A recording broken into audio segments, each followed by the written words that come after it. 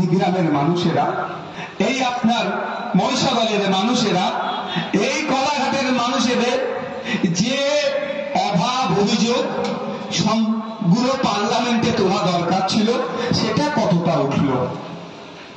আমাদের প্রশ্ন এটা।